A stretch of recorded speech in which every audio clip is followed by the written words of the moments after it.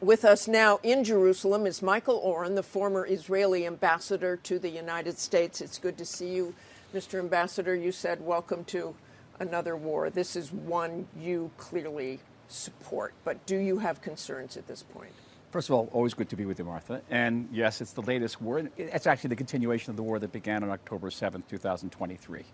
And there's a direct connection between Hamas's attack on the southern Israel and what's going on now. And yes, I have concerns because in many ways, Iran, the Iranian regime is a lot like Hamas. In order to win, they have only not to lose.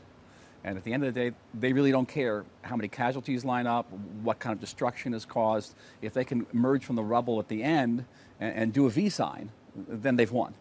And so it's very difficult. And in order to win this war, the United States and Israel and other allies are going to have to press this campaign perhaps for a long time, unless there's a popular uprising in Iran that will result in a regime change. And when you say press it for a long time, are we talking months? I mean, how does this go in the long run? In the long road, they have decimated missile sites, missile launchers. They have decimated, so they say, these nuclear facilities.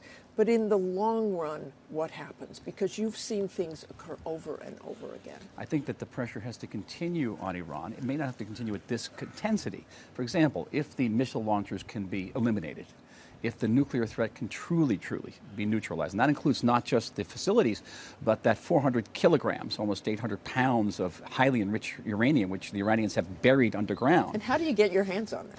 Ooh, somebody can, but I don't think the Iranians are going to get their hands on them. I think that the United States and Israel are going to have to figure out, perhaps with special forces, ways of getting that out. I would think, require special forces or somebody going in on the ground. Wouldn't rule it out, because the idea was originally that this material would be shipped out to a third country. But apparently the Iranian negotiators refused to do that. Now, keep in mind, as long as you have that 400 kilograms of highly enriched uranium, it only takes a few days to enrich that to missile grade, to military grade. And that can be put into a warhead, or it can even be put into a suitcase. You know, we talk a lot about forever wars in the U.S. President Trump has said he will not get involved in a forever war. Is this war different, or could this also be a forever war? I think it depends how you, again, I'm going to sound very picayune here, but it sounds like how you define forever and how you define war. I mean, the Cold War was a forever war, too. It doesn't mean you're actually engaged in daily combat intensely as you are now.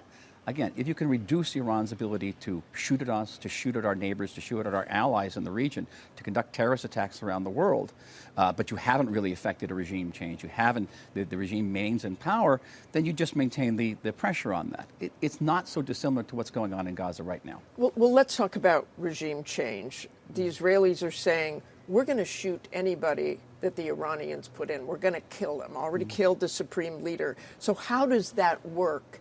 And how do you expect the opposition to rise up? So I'm not a spokesman for this government or the United States, for certainly that matter, but it seems to me that any leader who comes up and says, I'm going to continue the campaign to destroy this country, then Israel is duty-bound to try to eliminate them. If there's a different leader who comes out and says, listen, I'm going to change the way Iran interacts with its neighbors and the way it looks at the world, the way we see Iran's role in the region and globally, then Israel would have no problem with it. Do you think that leader exists in Iran right now? Potentially. It's very different with this regime. The DNA of this regime is jihad. That's what they're about. They're about regional domination and then expanding that domination across the globe. That's who they are. And to say that they're going to give up terror, to say they're going to give up their ballistic missile system is virtually impossible for this regime. It's basically talking about identity suicide for them. So it has to be someone different. It has to come from a different segment of Iranian society, a different segment, perhaps of the military. And the IRGC was in many ways created as a watchdog for the Iranian military. They didn't trust their own army. So perhaps somebody from within the armed services could rise up and take over control, or somebody from the opposition. And the opposition itself, it's not organized in ways it doesn't seem that they could really take over and go up against the IRGC. So how do you see the opposition organizing at this point? the U.S. says we've laid the groundwork. The Israelis say we've laid the groundwork. How does that happen? Well, before I was ambassador, I was a military historian, and I'll tell you that revolutions are always impossible to occur until they do, in which case they become inevitable. We don't know. We don't know what the tipping point is. We don't know if there are defections. Now, the Iranian opposition outside of Iran is now reporting massive defections within the IRGC and within the military. We don't know. And there could be a tipping point at some stage in this campaign where the opposition, which seems disorganized, in fact, can make that type of move. And we've seen it happen repeatedly in history. We're now about to celebrate, I think, the 250th anniversary of a time when it actually did happen, because the revolution, when it started against Great Britain, was very unpopular.